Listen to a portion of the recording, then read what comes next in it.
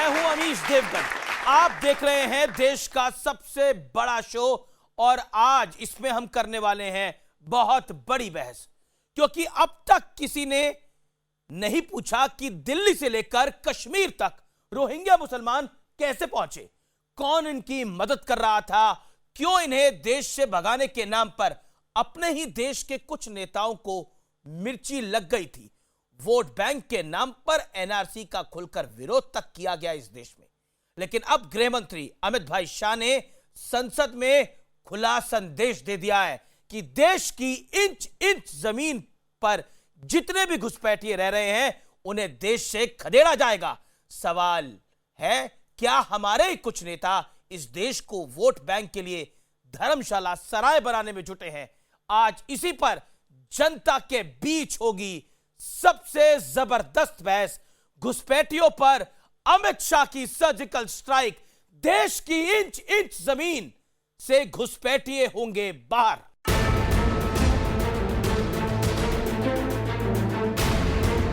और जहन में पड़ा है तो मैं क्या कर सकता हूँ? ये सेकुलरिज्म का तोप निकाल कर फेंको। देश नहीं चलेगा, इसमें सिविल वॉर हो जाएगा, ब्लड वॉर हो जाएगा। लोकसभा चुनाव में देश की कथित सेक्युलर ब्रिगेड ने खुलेआम धर्म के नाम पर वोट मांगे, जाति का समीकरण बिठाकर गठबंधन किए, लेकिन नतीजा क्या हुआ? नतीजों में विपक्ष का सुपड़ा साथ। लेकिन न जाने इन कथित सेक्युलरों के समझ में ये कब आएगा कि अब धर्म के नाम पर खेल नहीं चलेगा। हैरानी इस बात की है, चुनाव खत्म हुए पर मजहब वाला एजेंडा जारी है। सरकार अवैध घुसपैठियों को खदेड़ने की बात करती है तो उसमें भी वोट बैंक दिखने लगता है। देश की इंच इंच जमीन पर अवैध प्रवासी जितने भी रहते हैं, घुसपैठिए जितने भी रहते हैं, इनको हम आइडेंटिफाई करने वाले हैं और इंटरनेशनल कानून के तहत इनको डिपोर्ट। एनआरसी का मुद्दा मोदी सरकार के अहम एजेंडों में से एक है। सरकार उसी लाइन पर चल भी रही है, लेकिन न जाने इसका विरोध करने वालों को कब समझ आएगा कि हर मुद्दा वोट बैंक के लिए नहीं हो सकता। So do you think that only for vote politics the humanity will be isolated and the human being will be isolated? I don't think so. NRC का जो उसी समय जो निर्णय हुआ था उसको लागू करने के लिए हम प्रतिबद्ध हैं और हम पूरी मेहनत से करेंगे। हमारे लिए ये वोट बैंक की राजनीति नहीं है, देश की एकता, अखंडता और उज्जवल भविष्य से जुड़ा हुआ मुद्दा है। इतना ही नहीं, एनआईए जैसी जांच एजेंसियों पर भी धर्म के नाम पर सवाल खड़े कर दिए जाते हैं। वो एजेंसी जो देश से आतंकवाद खत्म करने की मुहिम पर है, उसे भी राजनीति में घसीट लिया जाता है। ये टेररिस्ट केसेस में सबसे बड़ा प्रॉब्लम है विटनेसेस हॉस्टाइल होते। क्या आपकी सरकार विटनेस प्रोटेक्शन प्रोग्राम शुरू करेगी? International criminal court statute sign करेगी? क्या हैदराबाद, मक्का मस्जिद, अजमेर समझौता में अपील क्यों नहीं कर रहे? क्यों डर रहे आप? किसको बचा रहे आप? श्री नरेंद्र मोदी के नेतृत्व में चलने वाली सरकार है, भारतीय जनता पार्टी की और एनडीए की सरकार। कोई सी पर गलत केस नहीं होता, प्रोसिक्यूशन एजेंसी अपना काम करती है और लॉ ऑफिसर अपना काम करते हैं। हैरानी इस बात की भी है कि जब जब इस सेक्युलर ब्रिगेड का एजेंडा डीरेल होने लगता है तो ये लोग डर की दुकान खोलकर बैठ जाते हैं। यानी धर्म वाला कार्ड नहीं चला तो बीजेपी और आरएसएस का डर दिखाओ और वोट का इंतजाम करो। सुनने की भी आदत डाली ओवैसी साहब, इस तरह से नहीं चलेगा। और जहन में पड़ा है तो मैं क्या कर सकता हूँ? सवाल यह है कि खुद को सेक्युलर कहने वाले हर बात पर देश को बांटने का एजेंडा क्यों चला रहे हैं? ये देश है हमारा में आज हम इसी ब्रिगेड को बेनकाब करेंगे। और इस चर्चा में मेरे साथ कई धुरंधर जुड़ रहे हैं। मेरे साथ पहले मेहमान हैं, मैं उनको स्टूडियो में बुलाना चाहता हूं। मौलाना अतर हुसैन देलवी, चेयरमैन अंजुमन मिनहाज ए रसूल, उनका अभिनंदन है, स्वागत है। मेरे साथ इस चर्चा में जुड़ रहे हैं तस्लीम रहमानी साहब, प्रेसिडेंट एमपीसीआई के, उनका स्वागत है। मेरे साथ मौजूद है भारतीय जनता पार्टी के मुखर वक्ता प्रवक्ता डॉक्टर सुधांशु त्रिवेदी। मेरे साथ इस चर्चा में जुड़ रहे हैं महमूद प्राचा, पेशे से वकील है, राजनीतिक विश्लेषक है, all India Muslim personal law board के मेंबर हैं, आपका भी स्वागत है। मेरे साथ इस चर्चा में जुड़ रही हैं सबूही खान, जो कि जानी मानी सामाजिक कार्यकर्ता हैं, उनका भी स्वागत है। ये मेहमान है और अब मैं आपको कुछ हार्ड फैक्ट्स बताना चाहता हूं। भारत की राजनीति में एक शब्द काफी मशहूर है या फिर इसका इस्तेमाल बहुत हुआ है। इस शब्द के जरिए ना जाने कितनी सरकारें बनी गिरी। यह शब्द है, जानते होंगे आप, सेकुलरिज्म। इस सेकुलरिज्म के चक्कर में देश की सुरक्षा को भी दांव पर लगा दिया गया। ऐसे घुसपैठिए जो बाहरी मुल्कों से हमारे देश में घुस आए हैं, जो देश में अवैध रूप से रह रहे हैं, लेकिन जैसे ही इन्हें बाहर निकालने की कोशिश होती है तो कानून बनाया जाता है, तो विपक्ष इसमें घुसपैठियों का भी धर्म देखने लगता है। यह हुआ है इस देश के अंदर। अब जरा सोचिए, अगर इन घुसपैठियों को बाहर नहीं किया गया तो देश के संस्थानों पर इनका कब्जा होगा, अस्पतालों में इलाज के लिए लंबी लाइनों में लगना पड़ेगा, देश में आतंकी वारदातों में बढ़ोतरी होगी। इतना ही नहीं, चुनाव में ये घुसपैठिए हमारे देश के लोकतंत्र को प्रभावित करेंगे। उसका इंपैक्ट कितना बुरा हो सकता है आप जानिए और समझिए और महसूस करिए। इसके बावजूद देश के कुछ बड़े नेता इन घुसपैठियों के लिए सरेआम आंसू बहाते हैं। शशि थरूर इसमें प्रमुख है, ममता बनर्जी का भी नाम है, ओवैसी साहब का भी नाम है, उनका समर्थन करते हैं। वोट बैंक के लिए घुसपैठ वाली सियासत पर सर्जिकल स्ट्राइक करने की इस देश में जरूरत है। यह देश में सबका अभिनंदन है, अतिथि देवो भवा, लेकिन घुसपैठियों देवो भवा नहीं है इस देश के अंदर। यह बात समझ लेनी चाहिए। मेरे साथ बात करने के लिए तमाम मेहमान हैं। 60 सेकंड मैं आप सबको दूंगा पहले दौर में, जिसमें आप इस विषय पर अपनी बात रख सके। सबसे पहले आप प्राचा साहब, मैं आपसे ओपन करता हूं और सवाल आपसे सीधा पूछता हूं। बहुत सरल सवाल है, घुसपैठिए देश में नहीं रहने चाहिए, लेकिन इसकी वकालत लोग क्यों करते हैं? वैसे वकील तो आप भी हैं। घुसपैठिए, पहले तो देखिए, जो आपने सेकुलरिज्म से घुसपैठिए शब्द को जोड़ा है, तो आसाम में जो पिक्चर निकल के आई है वो मैं आपको क्लियर कर दूं। इसमें मेजॉरिटी, बल्कि मेजॉरिटी में भी बहुत बड़ी मेजॉरिटी वो लोग हैं जो कि नॉन मुस्लिम्स हैं, मुस्लिम नहीं हैं। पहले एक बात ये समझ लीजिए आप एकदम क्लियर तरीके से, ये हैं हार्ड फैक्ट्स। तो इसके बारे में आप इसको एक मजहबी कलर देके, जो वेस्ट बंगाल में ये जो आज डिबेट कराई जा रही है अमित शाह द्वारा, इसलिए कि इसको एक मजहबी कलर देके जो वेस्ट बंगाल में इलेक्शन आ रहे हैं उसमें इसका इस्तेमाल करा जा सके। भारतीय जनता पार्टी और आरएसएस ने आज तक इस स्थिति के लिए कुछ नहीं किया, सुप्रीम कोर्ट में को धोखा दिया। आज स्थिति यह है कि सरकार सुप्रीम कोर्ट में एनआरसी को इम्प्लीमेंट कराने के लिए टाइम ले रही है सरकार से, सुप्रीम कोर्ट से। सुप्रीम कोर्ट सरकार को लताड़ रही है कि आप ये बेईमानी और चोरी मत कीजिए। आसाम गवर्नमेंट को भी और सेंट्रल गवर्नमेंट को भी, दोनों को लताड़ा जा रहा है सुप्रीम कोर्ट द्वारा एनआरसी में टाइम मांगने के लिए और ढुलमुल रवैया अपनाने के लिए। जी 60 सेकंड हो गए आपके। देलवी साहब, घुसपैठ का मजहबी रंग क्यों? नहीं, बिल्कुल। देश के अंदर पहला अधिकार तो भारतीयों का, किसी भी देश में उसके मूल निवासियों का सबसे पहला अधिकार होता है। लेकिन हमको आसाम के परिवेश में समझने की ज़रूरत है कि आसाम में एनआरसी या इस तरीके का जो सिटीजन एक्ट है आपका नहीं, कॉलोनियल के ज़माने से, यानी 1833 में सबसे पहले अंग्रेज़ों ने बनाया था इसको, और उसमें हिंदू मुसलमान का मुद्दा नहीं था, नॉन आसामीज का मुद्दा था। और आपको ये बात मालूम होनी चाहिए कि आसाम एनआरसी का सबसे बड़ा मुद्दा ये है कि क्या आसाम के बाहर के लोग वहाँ रह सकते नहीं रह सकते। जैसा कि मुझसे पहले पराचा साहब ने कहा, वहाँ सबसे बड़ा मुद्दा उन बंगाली हिंदुओं का जो बांग्ला भाषी हिंदू हैं। और बड़ी दिलचस्प बात यह है कि खाली उन्हीं का मुद्दा नहीं है, यहाँ तक कि आसाम के चीफ सेक्रेटरी जिनकी बीवी जो हरदोई की हैं, उनका नाम भी उसमें शामिल नहीं किया गया।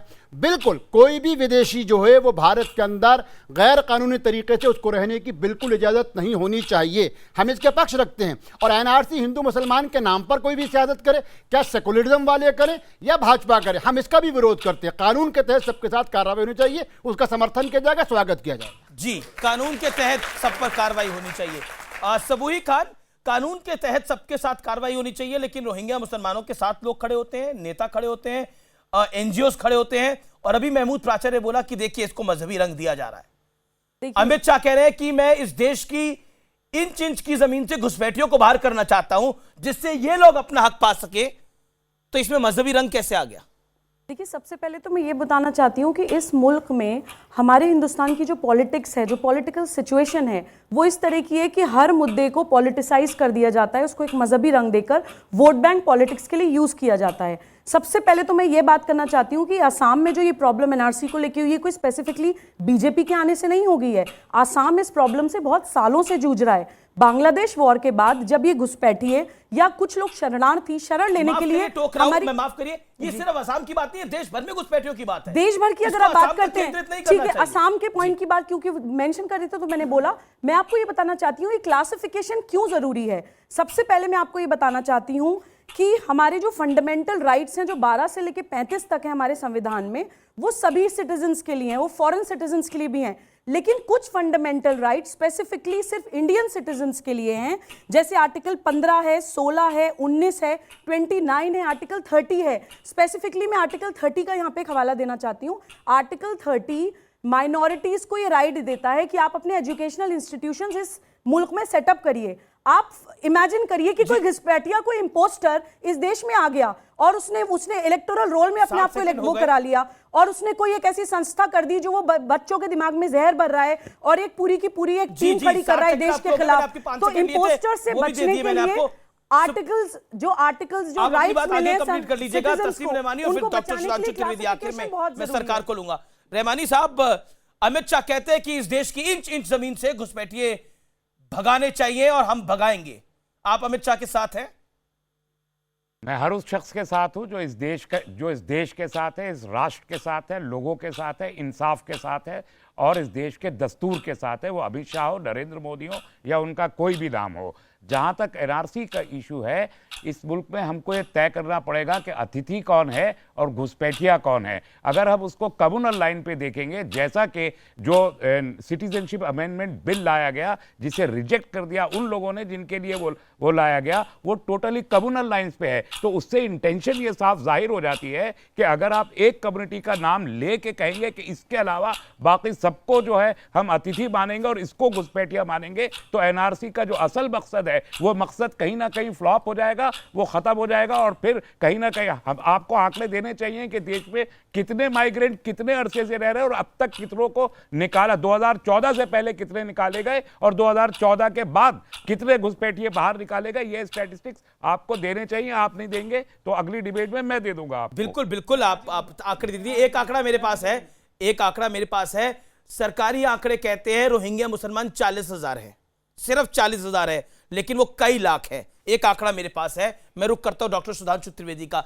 सुधांशु त्रिवेदी, घुसपैठियों को मजहब के दायरे में बांटकर, उसके अलावा जब आतंकवाद के कानून पर बात हो रही होती है तो ओवैसी कहते हैं कि देखिए ये सिर्फ मुसलमानों को विक्टिम बनाते हैं। ये मजहबी रंग क्यों दे दिया जाता है देश की सुरक्षा के मामले में भी, चाहे वो आतंकी हो चाहे वो घुसपैठी हो?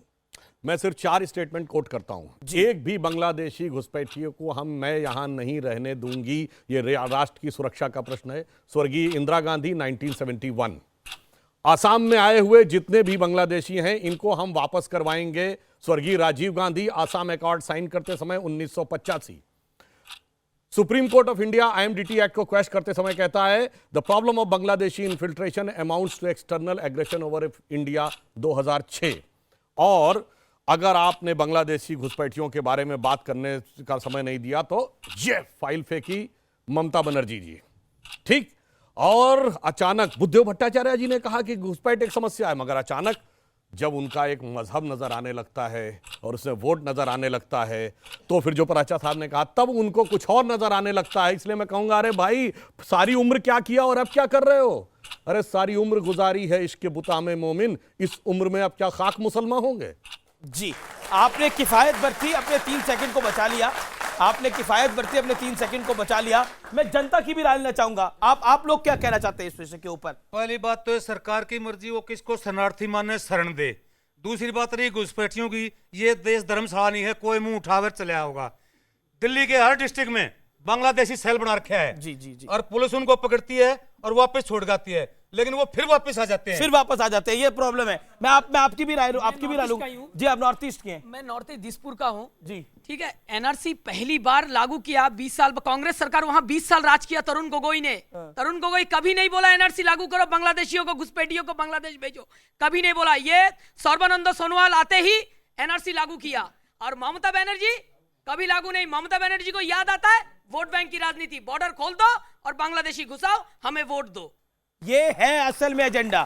प्राचा साहब शायद आप समझ गए होंगे एजेंडा क्या है। प्रक्रिया उस लड़के ने बता दिया। उमेश जी 2012 में तरुण गोगोई ने जी जी जी एक प्राचा साहब को बोलने दीजिए। प्राचा साहब बताइए। इस लड़के को गलत समझा दिया आरएसएस और बीजेपी ने, यही इशू है। जो आपसे सवाल करता है वो आरएसएस और बीजेपी का हो जाता है। टॉलरेंट हो ही ना इतने। मैं बता रहा हूं इतने ये सराय है क्या देश? ये सराय है। आपको बता जी जी जी आप सुन लीजिए। अभी मान्यवर सुधांशु त्रिवेदी जो मुसलमान बनने की इच्छा रखते हैं, इसीलिए वो उन्होंने शेर पढ़ा, ये उनकी मर्जी है जाती। अब मैं ये बात बताना चाहता हूँ, ये क्या मतलब? ये कैसे शेर सुनाया उन नेताओं के लिए कहा इच्छा है जाती जो 30 साल कुछ और करते रहे, आज अचानक वोट दिख के अलग होने लगे। मगर इन्हें भी आप मुसलमान बनाना चाहते हैं? नहीं, इनकी इच्छा है, इनके ऊपर है। मैं नहीं बनाना चाहता किसी को। इन्होंने आप देखिए पब्लिक का प्राचा साहब इनकी इच्छा है, मैं दबाना नहीं चाहता, इनकी इच्छा को दबाना नहीं चाहता। अब आप आगे सुनिए। आज तक पिछले 5 साल से जो इनकी सरकार थी उसमें इन्होंने 5 बांग्लादेशी बाहर भेजे। इनसे पूछ लीजिए 5। पहली बात। दूसरी बात, और पूरे अगले 5 साल तक अमित शाह जी 1 बांग्लादेशी बाहर भेजेंगे, ये भी मैं आपको बता रहा हूं, नहीं भेजेंगे। उसकी वजह बता रहा हूं आपको। आज तक इनकी सरकार ने 900 करोड़ रुपए दिए हैं, बांग्लादेश की सरकार 9000 करोड़ रुपए, सॉरी, क्योंकि एक्ट ऑफ वॉर जो बता रहे थे सुप्रीम कोर्ट ने डिक्लेयर किया है, यानी कि बांग्लादेश हमारा दुश्मन मुल्क है। सुप्रीम कोर्ट ने यह कहा है। सर्बानंद सोनोवाल जो आपके वहां के चीफ मिनिस्टर हैं, क्या इन्होंने एक बार बांग्लादेश की सरकार से यह कहा है कि आप ये जो 50 लाख या 1 करोड़ बांग्लादेशी यहां पर हैं उनको वापस ले लो, कम से कम 5 तो ले लो? क्या इन्होंने एक बार ऐसा कहा है? ये दुनिया को झूठ बोलते हैं। आसाम में बांग्लादेशी नहीं है, वहां पर ज्यादातर ऐसे जो हमारे नॉन मुस्लिम भाई क्या है, रोहिंग्या मुसलमान क्या है? बांग्लादेशी नहीं है, तो वो भी है। आपने पूरी लड़ाई केंद्रित करती है बांग्लादेशियों पर, लेकिन ये तो रोहिंग्या मुसलमान की भी बात है। ये तो रोहिंग्या मुसलमान की भी बात है। फिर आप इनकी मदद करने के लिए मैं किसी की मदद नहीं कर रहा, मैं इस देश की मदद कर रहा हूं, और इस देश की मदद करने में मुझे गर्व है। मुझे इस देश की मदद करने में गर्व है। मुझे आपकी मदद नहीं करनी, इनकी मदद नहीं करनी। देश की मदद करिए आप। सुबुई का पूछिए इनसे, इन्होंने पूछा बांग्लादेश की सरकार से, क्यों नहीं पूछा आज तक? ठीक है, वापस पूछिए। ठीक है। दूसरी बात, वहां पे जो बंगाल में इलेक्शन होने वाला है और इसलिए उसको इस्तेमाल करना चाहते हैं। गलत कह रहे हैं आप। मैं सही बोल रहा हूं। जी वहां जी मुसलमानों के सुधांशु को जवाब देने दीजिए। वहां पे सुबुई मैं आपके पास भी आऊंगा, झूठ बोलते हैं। मैं केस कर रहा हूं। वहां पे सिर्फ और सिर्फ कागजात जिनके पास नहीं है वो सब हिंदू हैं। अब टाइम मत खराब करिए। आप रोहिंग्या के बारे में पूछना चाहते हैं? बात को रख लिया। रोहिंग्या के बारे में पूछना चाहते हैं? सुधांशु त्रिवेदी कितनी मासूमियत से जवाब दे रहे हैं वहां के हिंदुओं की। ये करेंगे, ये इनको मरवा रहे हैं सिर्फ। पूरा कॉम्युनल कार्ड खेलते हो आप और बातें बड़ी बड़ी करते हो आप। हम हिंदुओं की रक्षा करते हैं। आसाम में जाके मैं लड़ रहा हूं उनके केस। अगर आपको यही तकरीर करनी होती है ना, ऐसे ही बोलना होता है, मुझे तो फिर मेरा निवेदन है ऐसी तकरीर आपको करनी होती है। एक सेकंड और बैठिए आप। हिंदू बंगालियों की रक्षा मैं कर रहा हूं। मैं महमूद राजा, अगर आपको इसी लेवल की तकरीर करनी है, सुप्रीम कोर्ट ने रुकिए, आप अखलौते नहीं है। ये तो फेमिनिस्ट भी है, ये तो फेमिनिस्ट भी है। सवाल पूछिए राजा साहब, अनफेयर कर रहे हैं आप। मैं अनफेयर ही आदमी हूं। इनको सुप्रीम आपको कोर्ट है ही तो फिर सुप्रीम कोर्ट क्या बोल रहा है कि मैं सच बोलूंगा तो आपको अनफेयर लगूंगा। राजा साहब बात सुनिए। पूछो इनसे। राजा साहब सुप्रीम कोर्ट ने इनकी गवर्नमेंट को कल और आज लताड़ा या नहीं लताड़ा? आपने अपनी बात को कह दिया। आप पूछेंगे इनसे सवाल। ये आपने सवाल पूछा, वो जवाब देंगे। सुप्रीम कोर्ट उसको क्यों कह रही है? एक सेकंड। अगर आपको इसी तरह भाषणबाजी करनी है, इसी तरह की तकरीर करनी है, तो जुम्मे के दिन शुक्रवार को मस्जिद में जाके करिएगा, यहाँ मत करिए। सुधांशु त्रिवेदी बोलिए। हाँ, मैं जवाब देता हूं। झूठ बोलना बरकरार क्या होता है? 1985 में आया था ना असम एकॉर्ड, बताइए। एक भी स्टेप आगे बढ़ाया था। एक शब्द का जवाब दूंगा। डिस्टर्ब मत करिए। आप गलत है। मैंने कितनी देर से आप ही बोल रहे थे, कितनी देर से आप ही बोल रहे थे। अब मैं बताता हूँ उसके बाद। जी बिल्कुल, 85 में असम एकॉर्ड हुआ राजीव गांधी के जमाने में। बताइए 20 साल तक कोई भी कार्रवाई आगे बढ़ाई? बिल्कुल हुई। फिर 20 साल तक गवर्नमेंट ही नहीं थी। वो कब हुई? कोर्ट के तुरंत बाद कांग्रेस की गवर्नमेंट तरीका है भाई बहस करने का। प्राचा साहब, ऐसे डिबेट नहीं होती। आप विरोधी की बात सुनेंगे। 85 में आ गई थी। झूठ मिस्टर प्राचा, अब मैं आपको लास्ट वार्निंग दे रहा हूं, आप सुनेंगे इनको, सुनेंगे। 85 में गवर्नमेंट ओपोनेंट को सुनेंगे आप। सवाल पूछा जवाब। प्राचा साहब, आप ओपोनेंट को सुनेंगे। बहस नहीं हो पाएगी ऐसे, मुझे भी मैडम मैं क्या तरीका है भाई ऐसे बहस करने का? अब मैं बताता हूं, कार्रवाई नहीं हो रही थी, इसलिए उस आईएमडीटी एक्ट को क्वेश्चन करने के लिए कोर्ट में कौन गया था? हमारे वर्तमान असम के मुख्यमंत्री सर्बानंद सोनोवाल, जब वो डिब्रूगढ़ से सांसद थे। तब जाके कोर्ट ने इंस्ट्रक्शन दिया, तब कार्रवाई शुरू होने की बात हुई। और मनमोहन सिंह की सरकार में कितने लोगों को आइडेंटिफाई किया? अरे 1000 लोगों को भी नहीं आइडेंटिफाई कर पाए, 3,82,000 कुछ 100 लोगों को। 3,82,000 अब सुनिए, आइडेंटिफाई किया। मैं उसके बता रहा हूं, बाद 97 जब हम लोगों ने आइडेंटिफाई करने की शुरुआत की, सर, 1.5 मिनट क्या बोलने तरीका दीजिए है ना भाई उनको ये भी। बहस करने का? उन्होंने 4 मैं मिनट ऑन बोला, रिकॉर्ड फिर कह रहा फिर सवाल हूं, पूछो। ऑन रेवानी रिकॉर्ड साहब, कह रहा मैं हूं। आपको मौका दूंगा ना। डिबेट आपको कोट कर दूंगा, पार्लियामेंट्री बिजनेस की 3,42,000 क्या तरीका है बहस करने का भाई? 97 ये 2008 मैं में लाऊं, यूपीए सरकार के 2 मंत्रियों ने कहा कि बांग्लादेशियों को नागरिकता दे देनी चाहिए, जब 2007 में आईएमडीटी एक्ट क्वेश्चन करते समय कोर्ट ये कह चुका था कि ये विदेशी आक्रमण के समकक्ष है। अब उससे बड़ी बात मैं कहता हूं, जब से बांग्लादेश बना, भारत और बांग्लादेश की सीमा का निर्धारण नहीं हुआ था। घुसपैठ का सबसे बड़ा कारण वो था, क्योंकि आधा गांव बांग्लादेश में, आधा भारत में। लैंड बाउंड्री एग्रीमेंट किसने फाइनल किया? हमने 2015 में। क्यों नहीं किया आपने? 34 साल वो लैंड बाउंड्री एग्रीमेंट नहीं थी, वो लैंड बाउंड्री एग्रीमेंट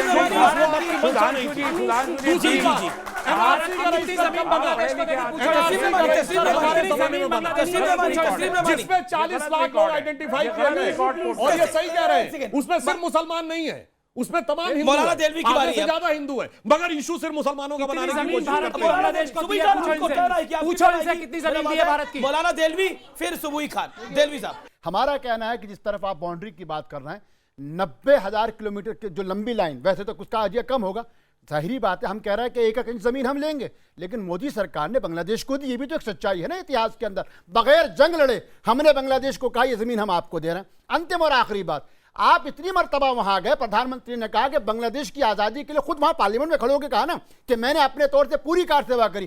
क्या वजह थी कि जिस बांग्लादेश के लिए आप कार सेवा कर रहे थे, उसकी प्रधानमंत्री की आंख में और उस सदन के अंदर आपने ये नहीं कहा कि आपको जितने लोग घुसपैठिए उनको मैं एक करके वापस भेजूंगा और आपको लेना पड़ेगा? ये 2 चरित्र नहीं चल सकते। विश्व स्तर पर आप जो शांति दूत बन जाए और भारत में घुसपैठियों के लिए आप। और आखिरी बात, ये धर्म का मुद्दा नहीं है। अगर धर्म का मुद्दा होता तो बनाया ये धर्म का मुद्दा नहीं है। शशि थरूर ने बनाया नहीं है, बनाया नहीं अरे बनाया, उन्होंने भी बनाया, ओवैसी ने बनाया, उन्होंने बनाया। दोहरा चरित्र शुबुई खान किसका है? देखिए, दोहरा चरित्र अभी प्राचा साहब का साफ पता चल रहा है। कह रहे हैं कि आपकी सरकारों ने कितने घुसपैठियों को बाहर निकाला। सबसे पहले इसमें मेरा पॉइंट आपने पहले काट दिया था, प्लीज बोलने दीजिएगा। 1971 में जब घुसपैठिए बांग्लादेशी वॉर के बाद आसाम में ही सबसे ज्यादा आके बसे थे। जब वो उन लोगों की वजह से पॉलिटिकल, सोशल, कल्चरल चीजें खराब होने लगी असम में, असम के लोगों ने 1979 में एक आंदोलन छेड़ा जिसके नारे थे save Assam today to save India tomorrow. इनकी सरकारों ने क्या किया? असम अकॉर्ड की बात सुधांशु त्रिवेदी जी कर चुके हैं। असम अकॉर्ड अगर ये लोग उस वक्त घुसपैठिए निकालते थे, पूरे देश में नहीं फैल पाते। मजहबी रंग ये लोग दे रहे हैं। अभी बीजेपी की गवर्नमेंट ने जब ड्राफ्ट में 40 लाख लोगों को चिन्हित किया, तो उसमें इन लोगों ने कितने इंपॉर्टेंट लोगों के नाम मिसिंग है, इतने लोगों के नाम मिसिंग है। आप ये बताइए, 40 लाख लोगों में से अगर 400 लोगों के भी नाम मिसिंग थे, दैट इज 0.001%। इतनी तो क्लरिकल मिस्टेक भी हो सकती है। हर चीज को ये लोग मजहबी रंग देते हैं, काम तो करने नहीं देते हैं सरकारों को। मैं सुबोही के साथ हूं, सुबोही जो कह रही है, सुबोही के साथ हूं। इतना बड़ा मिस्टेक थी कि भारत के राष्ट्रपति फखरुद्दीन अली अहमद का नाम मिलता। हर कंट्री में सिटीजनशिप लॉज होती हैं। हमारी कंट्री में देश तो सराय है ना? सिटीजनशिप नहीं, सराय तो सराय है। हमारे संविधान में सिटीजनशिप प्रोविजंस है। अगर आपको यहाँ पे लीगल सिटीजन बनके रहना है तो उसके प्रावधान है। अगर अफगानों को रहने दिया तो अब रोहिंग्या को भी रहने दो। नहीं, बिल्कुल नहीं रहने देंगे। फिर क्या करेंगे? एक को भेजिए आप, हमने फिर मना अब करा। बताइए, कितनों को कल को भेजा? मेरे होप के मतलब ये नहीं होता है। अतिथि देवो भव का मतलब ये नहीं होता है कि किसी के घर में घुस जाइए, उसकी संस्कृति खत्म कर दीजिए, उसका समाज तोड़ दीजिए और अपना खूंटा लगा के वहाँ पे रहते रहिए। तस्लीम रमानी काफी देर से इंतजार करें। तस्लीम रमानी, क्लरिकल मिस्टेक को आपने इतना बड़ा बना दिया, लेकिन जो सबसे बड़ी मिस्टेक है घुसपैठियों वाली, उस पर आप लोग बोलते नहीं हो। उस पर जो उसमें काम करने लगता है तो बोलते करके तो दिखाए, इसकी हिम्मत तो ये बात तो करके दिखाए। देखिए, कमाल हम लोग एक सेकंड हर चीज में सुबह आपकी बात हुआ, हम हर चीज में चिढ़ाने की कोशिश करते हैं। हिम्मत है तो करके दिखाओ। सुनिए, 1995 ऑनवर्ड मेरा असम में जाना आना है और इस इशू के साथ मैं बाकायदा जुड़ा हूं असम के लोगों से, और जिनसे जुड़ा मैं पूरे देश की बात कर रहा हूं, घुसपैठियों की मैं बार-बार बोल रहा हूं। देश में इशू एनआरसी का असम से ही आया है। वहां पर मेरा ताल्लुक बंगाली हिंदुओं से है और ये इशू कभी सर भी मेरा हिंदू और ताल्लुक तो मुसलमानों दिल्ली का के नहीं पुस्ता था। से है, जहां ये- पर घुसपैठिए बैठे हुए हैं और एक पार्टी के वोटर बन जाते हैं, उनको आप परमानेंट बात झुग्गियां नहीं उनकी करने देते, आप परमानेंट बात कर नहीं दी करने जाती है। देते। मैं ये कह रहा हूं कि वहां पर इशू कम्युनल कभी भी नहीं था, इशू कम्युनल नहीं था, ये इशू बंगाली और असमीज के बीच का इशू था। 69 में आंसू उसी बुनियाद पे खड़ा हुआ था, दिल्ली की उसी घुसपैठ पे क्या बुनियाद बोलेंगे पर, आप? उसी बुनियाद पर चला। दिल्ली और की आपने घुसपैठ पे देखा क्या कि बोलेंगे? 28 लाख, पूछता है 40 में से 28 लाख, वो क्लैरिकल मिस्टेक थी या जो भी थी, 40 में से 28 लाख नॉन मुस्लिम बांग्लादेशीज का नाम उनमें था, और ये 71 में नहीं आए, सर मैं तो आपसे 51 पूछ रहा ऑनवर्ड्स हूं, आए हैं। जो दिल्ली में घुसपैठ हुई है, जो भोपाल में घुसपैठ हुई है, दिल्ली में जो जयपुर में घुसपैठ हुई है, आप रोहिंग्या पे चले गए, आप रोहिंग्या पे चले गए। अब रोहिंग्या की सुन लीजिए, मेहरबानी साहब, रोहिंग्या के स्टैटिस्टिक गवर्नमेंट ऑफ इंडिया ने आज तक करेक्टली नहीं दिए। 24,000 जो रिफ्यूजी कमीशन दिल्ली में मौजूद है, उसके स्टैटिस्टिक्स से कि कितने आप बता दीजिए? 24,000 रोहिंग्या मौजूद है लाख है कि हजार है, बताइए। मुल्क में 24,000, और उनके पास कार्ड मौजूद है, केरल तक पहुंच गए हैं वो लोग, और अरे आप भाई लोग जहां अभी तक भी पहुंचे जागरूक हैं। 24,000 है। आप अगर 1 लाख कह रहे हैं तो आप सबूत दीजिए, नहीं तो मैं आपको सबूत देता हूं। 24,000 रोहिंग्या को जिसकी टनाई की लेके वो आप बोलेगा, एक सुधांशु ऐसा त्रिवेदी। ऑर्डिनेंस नहीं ला सकते जो कम्युनल बुनियादों पर खड़ा मौलाना हुआ हो। साहब हम ने उसके कहा, मुखालिफ हैं। ठीक है रहमानी साहब, मौलाना साहब सुधांशु ने कहा कोई गरीब शरणार्थी है तो उसके लिए रहम नहीं हो सकता क्या? अरे गरीब शरणार्थियों पर तो इतना रहम हिंदुस्तान ने अनादिकाल से आज तक दिखाया है, वो किसी ने नहीं दिखाया। मगर जयपुर में ब्लास्ट हुए थे, मुख्य आरोपी कौन पकड़े गए थे? बांग्लादेशी घुसपैठिए बुद्धदेव भट्टाचार्य का 2008 या 9 का मुझे ध्यान नहीं एग्जैक्ट ईयर, रिकॉर्डेड बयान है कि हाँ उन्होंने एक्सेप्ट किया कि बांग्लादेशी घुसपैठियों ने यहां पर टेरर मॉड्यूल्स बना रखे हैं। यह बांग्लादेश सरकार का ओरिजिनल रिकॉर्ड। और 2012 की घटना याद है आपको, जब एक सोशल मीडिया पे पोस्ट हो गया था कि कोई एक फोटो निकली थी मरे हुए लोगों की और कहा गया था ये बर्मा के रोहिंग्या मुसलमानों की है, और इलाहाबाद से लेकर कानपुर, लखनऊ और मुंबई में अमर जवान ज्योति तोड़ने वाले जो लोग आइडेंटिफाई हुए थे पुलिस से, वो कौन थे? बांग्लादेशी घुसपैठिए। तो हमें शरणार्थी मंजूर है, बवालिये मंजूर नहीं है जो देश की सुरक्षा के लिए खतरा हो। और अमीश जी एक और बात कहना चाहता हूं, यहां सिर्फ बांग्लादेश की बात नहीं है, पाकिस्तान से आए हुए लोगों के बारे में कह रहा हूं, जो आपने बिल्कुल सही कहा कि मजहब देख के कहा जाता है। रोहिंग्या के लिए तो कहते हैं इनको गले लगा लो, और जो पाकिस्तान से आए हुए हिंदू, सिख, बौद्ध, क्रिश्चियन जो मार कर भगाए गए, उन्हें इन सरकारों ने वापस धकेल दिया वहां पे। और जब हमने सिटीजनशिप एक्ट में, सुनिए, हमारी सरकार आई, सिटीजनशिप एक्ट में हमने बदलाव करने की कोशिश की, तो राज्यसभा में अपने बहुमत का फायदा उठाकर इन्होंने उसको रोका। आखिर में हमने वीजा के नियमों में संशोधन किया और उनके अंदर वो सहूलियतें दी पाकिस्तान से आए हुए लोगों के लिए कि चाहे सिर्फ वोटिंग को छोड़कर लगभग उनको सारे अधिकार हमने दे दिए। तो मैं वही पूछना चाहता हूं ना, जो आपका दिल धड़कता है रोहिंग्या के लिए, जो दिल धड़कता है बांग्लादेशियों के लिए, वो पाकिस्तान से आए हिंदू सिखों के लिए नहीं होता। तिब्बत के उनके कितने लिए लोग दोहरा रवैया करो। नेपाल और तिब्बत के कितने लोग कितने दिनों से दिल्ली साहब, दिल्ली साहब, दिल्ली साहब, जवाब दीजिए। अरे वो तो लिस्ट है, पाकिस्तान से ऑफिशियली शरण दी थी दलाई लामा को, और ये स्टेट गेस्ट का दर्जा दिया था। और आप ये कहना चाहते हैं जनाब, क्या हिंदुस्तान हिंदुओं का मुल्क है? आप अच्छा एक मुझे बताइए, अच्छा एक सेकंड वो भी नहीं सर, रहा। मेरे को मेरे से सवाल पूछा ना आपने, रेमानी साहब आपने मुझसे सवाल पूछा ना, मैं जवाब देता हूं। मैं सवाल, अब मैं रेमानी साहब को जवाब देना चाहता हूं। रेमानी साहब को जवाब देना हिंदुओं का मुल्क है या सबका मुल्क है? सुनिए, बिल्कुल एक सेकंड सुधांशु, एक सेकंड। अब आपने सवाल मुझसे पूछा, फिर मैं देलवी साहब के पास जाऊंगा। मैं आपको जवाब देता हूं कि इस देश क्या हिंदू पाकिस्तान में जाएंगे, क्या हिंदू बांग्लादेश में जाएंगे, क्या हिंदू सऊदी अरेबिया में जाएंगे, कहा जाएगा पाकिस्तान में उसका क्या हासिल हुआ, पाकिस्तान में क्या हासिल हुआ, क्या बताने की जरूरत है? और तो और कश्मीर में क्या हासिल हुआ बताने की जरूरत है? कौन से मुल्क में हिंदू और मुसलमान सब जगह? देखिए, मैं सीधी बात करें, एक बहुत सार्थक मुद्दे पर हम बात कर रहे हैं। मैं बड़े अदब के साथ सुन लीजिए, दो बातें सिर्फ बहुत संक्षेप में। पहली चीज तो यह है कि भारत हर किसी का है, और इसमें कोई जरूरत नहीं है। प्रधानमंत्री ने किंग ऑफ जॉर्डन के सामने विज्ञान भवन में जो तकरीर करी थी, उसमें भारत की इसी खूबी को बयान करा था कि भारत है, पूरे साल हमारा कैलेंडर देखिए, दिवाली से लेकर ईद तक, ये भारतीयता की इसको कोई नहीं तोड़ सकता। मामला ये जो आप कह रहे हैं, जो सुधांशु जी ने कहा कि जो लोग हरकतें करते हैं वो बांग्लादेशी होते हैं, तो उनका जाना जरूरी। सुधांशु जी अदब के साथ, तमिल के एक शरणार्थी ने और वहां बैठे हुए एक व्यक्ति ने देश के प्रधानमंत्री को, पूर्व प्रधानमंत्री को मारा, लेकिन आप भी जानते 2,83,000 तमिल आज भी वहां रह रहे हैं।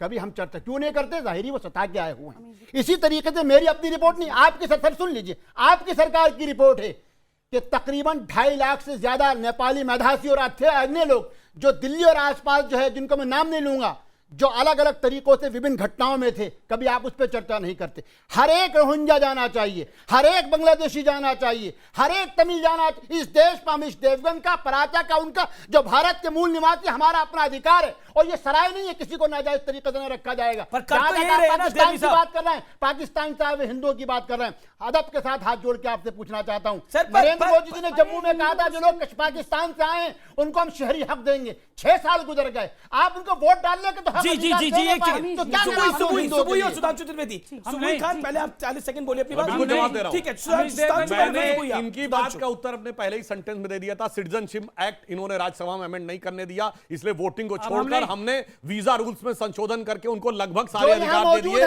वो पैन कार्ड रख सकते हैं, वो आधार कार्ड रख सकते हैं, वो भारत में जमीन खरीद सकते हैं, वो भारत में एडमिशन ले सकते हैं। क्योंकि सिटीजनशिप दोनों सभाओं में पारित होना जरूरी था। तो मैं पूछना चाहता हूं, आपने रोका क्यों वहां पर?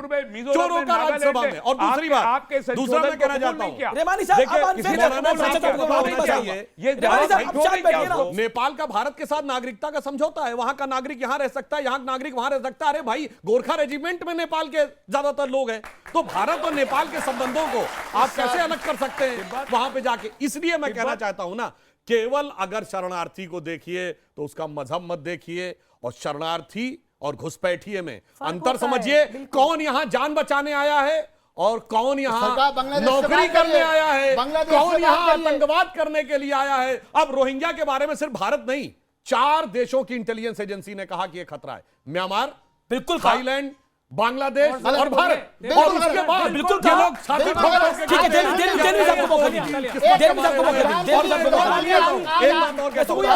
रोहिंग्या वहां से निकल के कश्मीर तक चले गए भाई, केरल भी चले गए। अरे मैं वही पूछ रहा हूं ना, सुधांशु केरल में ट्रेन में पकड़ा गया रोहिंग्या को। सुधांशु त्रिवेदी जी के तथ्यों पर मैं हमेशा यकीन करता हूं, आज भी यकीन करूंगा। लेकिन शायद सुधांशु जी ये भूल गए कि कल ही chief of army of America ने ये कहा है कि रोहिंग्या के साथ जो कुछ वहां की आर्मी कर रही है उसकी वजह से उनके तमाम तो हम अपने देश में रहने दें। रोहिंग्या का हमारे देश से क्या मतलब है? सर सुन लीजिए, रोहिंग्या का हमारे देश से क्या मतलब है सर? बताइए ना क्या मतलब है? आपसे कोई मतलब है रोहिंग्या का? लोग 13 लाखों लोग हैं। अरे जिनको यूनाइटेड नेशन मानता है कि 13,87,000 जिन लोगों को बहुत ज्यादा तकलीफ दुख हो रही है, घुसपैठियों को शरणार्थी नाम देख के ह्यूमन राइट्स का जिक्र कर रहे हैं, मैं बोलती हूं 15 दिन अपने घरों में रख के देख लीजिए। जिस तरह से प्लीज मेरी बात कीजिए, जिस तरह से आप अपने घर की बाउंड्री की रिस्पेक्ट करते हैं, अपने घर के रूल्स एंड रेगुलेशंस की रिस्पेक्ट करते हैं, अपने घर के कल्चर की रिस्पेक्ट करते हैं, उसी तरह से अपने देश की बाउंड्री की भी इज्जत करिए। जी मैं पकड़ लेता हूं, बताइए क्या सवाल है? नहीं आमिर जी, मैं आपत्ति करता हूं, ये देश के फौजियों पे सवाल खड़ा करा। इसका मतलब है बॉर्डर सिक्योरिटी फोर्स सक्षम नहीं है, इसका मतलब है कि हमारी सरहदों पे खड़े लोग सक्षम नहीं है। सुनिए सर, ये सवाल के लिए तो है। पहले मेरी बात, आपने जो है ना यहाँ कागजों में देखा होगा, मैं फील्ड में रह के आया हूँ, मैं आर्मी पर्सन हूँ। रोहिंग्या इतना बंगाल में और आसाम में इतना भरा हुआ है कि हर गांव में 40% रोहिंग्या और उन्होंने वहाँ का माहौल बिगाड़ के रखा है, वहाँ का माहौल उन्होंने बिगाड़ के रखा है। हिंदुओं को सरेआम काट रहे हैं, हिंदुओं को सरेआम काट रहे हैं। हमारी जो सुख सुविधा है वो रोहिंग्या ले रहे हैं, हम तक नहीं पहुंच रही है। तो हमारा देश हमारे लिए है, रोहिंग्यों के लिए नहीं है। मेरा सवाल ये है कि इनका सवाल तो सुनिए, वो कह रहे हैं कि मैंने ग्राउंड में देखा है रोहिंग्या वहां पर हिंदुओं को परेशान कर रहे हैं। उस एरिया में हिंदू नहीं रहता म्यांमार के अंदर, तो म्यांमार में हिंदू है 40% है, तो पूरा असम में 40% तो रोहिंग्या हो गए। उनके बीच में और घुसपैठियों के बीच में रोज मुठभेड़ होती है, रोज खून-खान होता है। कौन झेलता है वो जाके? अगर लोग झेलते हैं क्या?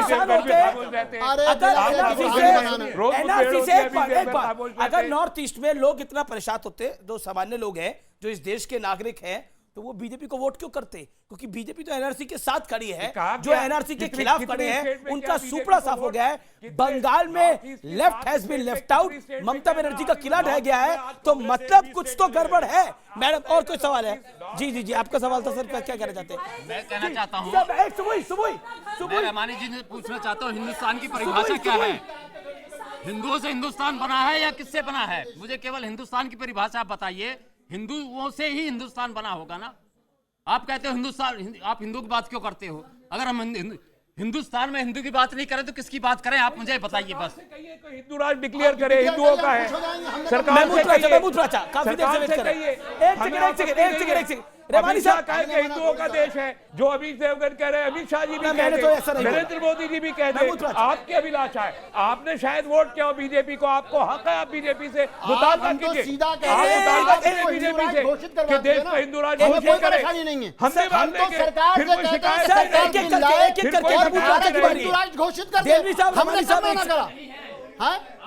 अमीर जी बिल्कुल हिंदुस्तानी है,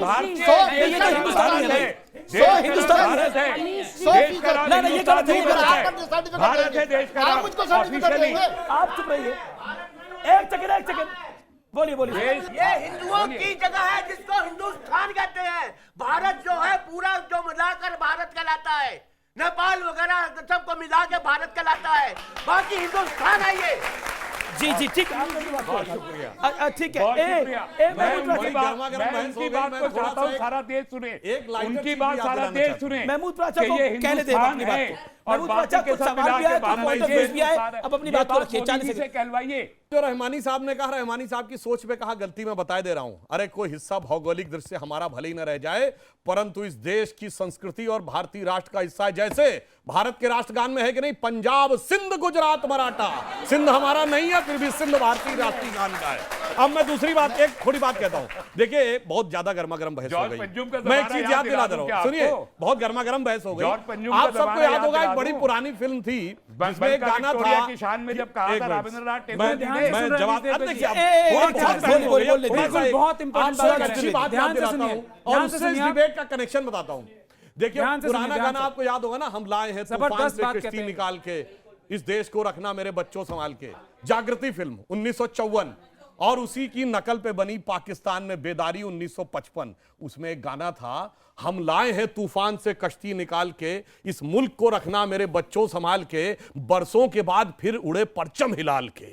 ठीक, तो मुझे समझ में नहीं आया, ये रोहिंग्या अगर बर्मा से निकल के आए तो परचमे हिलाल की साए तले बांग्लादेश में महफूज नहीं महसूस किए, हिंदुस्तान क्यों आ गए? और अगर आ गए तो कश्मीर तक गए, तो दाऊद अहमद की सरजमी में पाकिस्तान क्यों नहीं गए? क्यों नहीं गए? पाकिस्तान 71 की लड़ाई को क्या कहता है?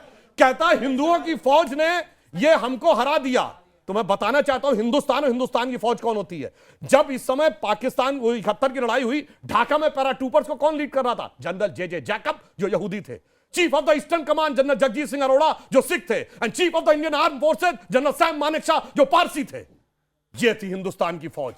मगर अफसोस ये है जी जब आप मजहबी नजरिए से देखते हैं तो फौज को भी एक सांप्रदायिक नजरिए से देखते हैं। ये भारत जो है, मैंने असली नैरेटिव दिया। उनकी तरह ये देखिए, अब महमूद प्राचा की बात है, मुझे तस्लीम रवानी अरे हिंदू संस्कृति है भाई साहब, सुबह हमारी भी हिंदू संस्कृति है, हमारा धर्म इस्लाम है, लेकिन हमारी संस्कृति हिंदू ही है।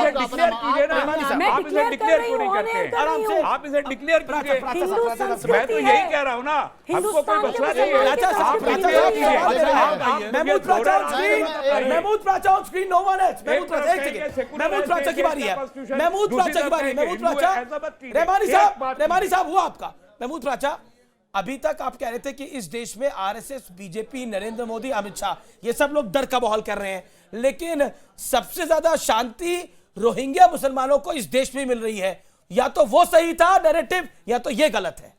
देखिए, मुद्दे से नहीं भटकते। सुधांशु जी सवाल जो है उसका जवाब भी दीजिए। मैं उस सवाल का जवाब बाद में दूंगा, लेकिन सुधांशु जी ने और सुबही खान साहिबा ने जो सवाल पूछे उनका जवाब पहले दूंगा। अगर आपको मंजूर है तो मैं आगे बढ़ता हूं, क्योंकि बहुत महत्वपूर्ण सवाल इन्होंने पूछे। सबसे पहले तो अखंड भारत की जहां तक बात है, इस देश का मुसलमान और सैम मानेकशॉ और जितनी भी माइनॉरिटीज हैं, हम आरएसएस का साथ देने को एक ऐसा मुद्दा है जिसपे साथ हैं टोटल विदाउट कंडीशन के अखंड भारत बनाने के लिए पाकिस्तान पे और बांग्लादेश पे इनको हमला करना चाहिए, हम सबसे आगे रहेंगे। पहली बात, इस बारे में ये सरकार सोच ले, हम लोग सबसे आगे रहेंगे। दूसरी बात, जितने लोग प्रताड़ित है पाकिस्तान में और बांग्लादेश में, हिंदू और सिख और क्रिश्चियन, उनके लिए बॉर्डर के दरवाजे खोल दे। देश में डर का माहौल है कि अगर नहीं वो है? नहीं खोलते देश में डर का माहौल है कि नहीं है? मैं कह रहा हूं, मैं निवेदन कर रहा हूं, देश में डर का माहौल है कि नहीं है? फिर वही बात, अमित शाह और ओवैसी के बीच में जो संसद में हुआ, जो लोकसभा में हुआ, उस बाइट के जरिए मैं आपको दिखाना चाहता हूं, जरा देखिए। राजा साहब बोल रहे थे, क्यों खड़े नहीं हुए? उन्होंने काफी ऐसी सारी बातें की जो रूल्स के हिसाब से नहीं, हम आराम से सुनते रहे। सुनने की भी आदत डाली ओवैसी साहब, इस तरह से नहीं चलेगा, सुनना पड़ेगा। अध्यक्ष महोदय, मैंने डरने की कोई बात ही नहीं करी है, डराने का सवाल नहीं है, डर जहन में पड़ा है तो मैं क्या कर सकता हूं? देववी साहब, मैं आप ही के पास आ रहा हूं। अब क्या करा जाए? वहां पर एनआईए की बात हो रही थी, वहां पर ओवैसी साहब मुसलमानों का एंगल ले आए कि मुसलमान लड़कों को विक्टिम बनाया जाता है।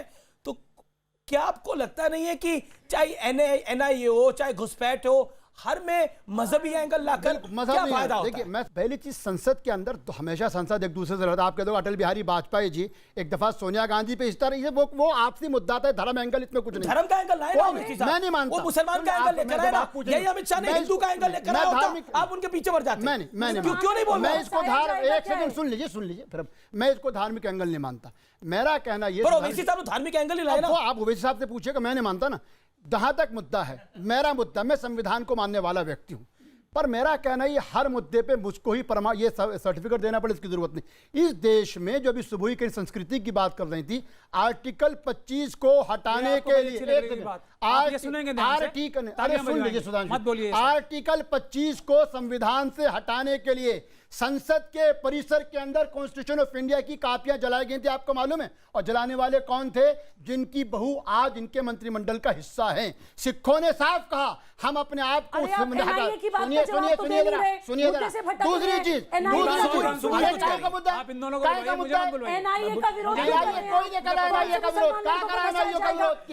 किसने कराए? ओवैसी साहब ने कराए। मुसलमान लड़कों को फंसाया जाएगा, क्या मतलब है?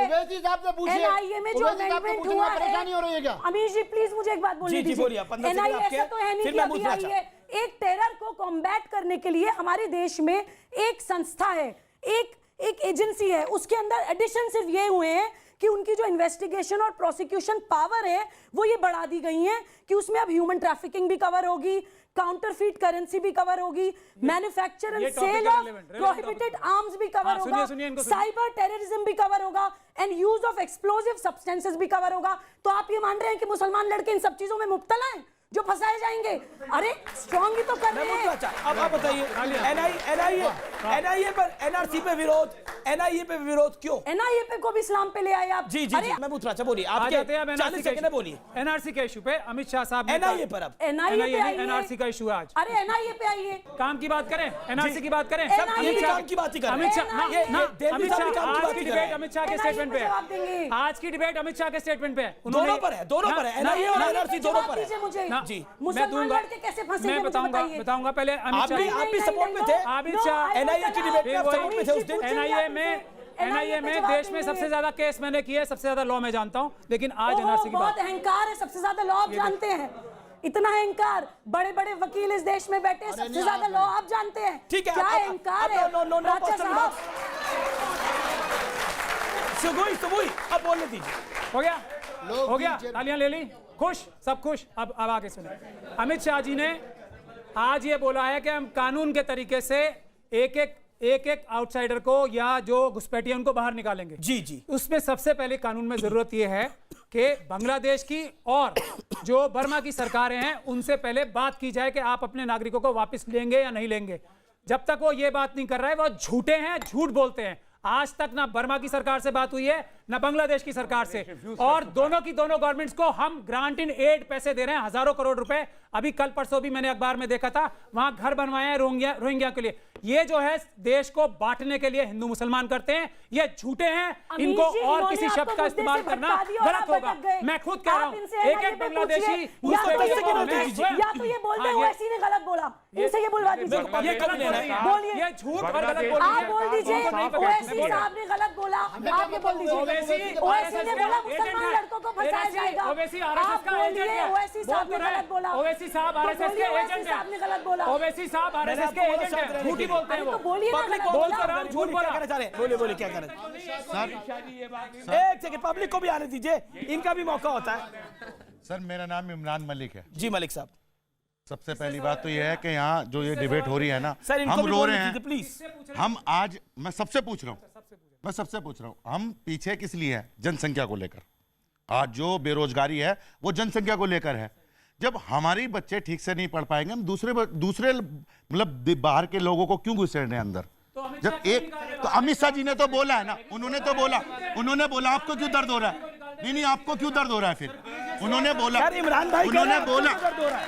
आप, मैं छोटी सी, मैं सर अब आप पानी पी रहे हैं। मैं तो एक ही चीज कह रहा हूँ आपसे, इनके सवाल ने पानी पिला दिया आपको। मैं छोटी सी बात, जबरदस्त तालियां। सर मैं छोटी सी बात कहना चाह रहा हूँ। बोले। बेरोजगारी बढ़ी है ना देश में, किस वजह से बढ़ी है? जनसंख्या के ऊपर। बताता हूँ, हम रोकथाम नहीं है हमारे पास हमारे नहीं है। बैठिए 9.5 लाख करोड़ मोदी सरकार ने इंडस्ट्रीज को बांट दिए। ठीक है। इनको बाकी सब के बारे में अलग बात है। मैं पूरे अदब के साथ पूछता हूं, अखंड भारत का क्या बोलते हैं? अखंड भारत तो ही बोल रहा हूं। कब हमला करेंगे? बिल्कुल हम लोग चलेंगे आगे। हमला कब करेंगे बताइए। जवाब दे रहा हूं।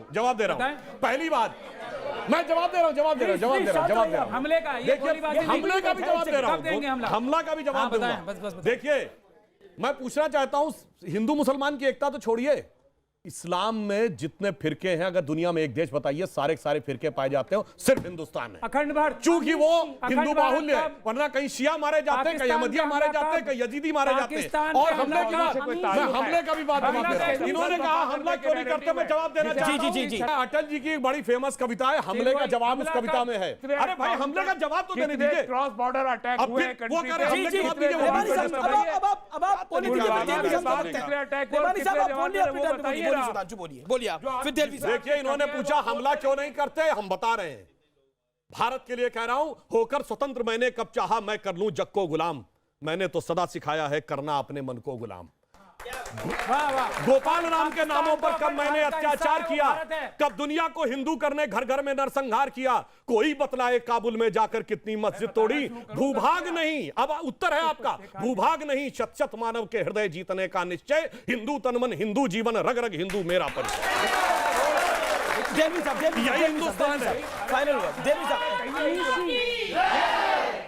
देखिए, आप कहिए मैं तो कह रहा हूं इसी वजह से सब पूरा देश को ये सुनना चाहिए कि अब भारत मोदी जी के राज में हिंदू राज बन गया।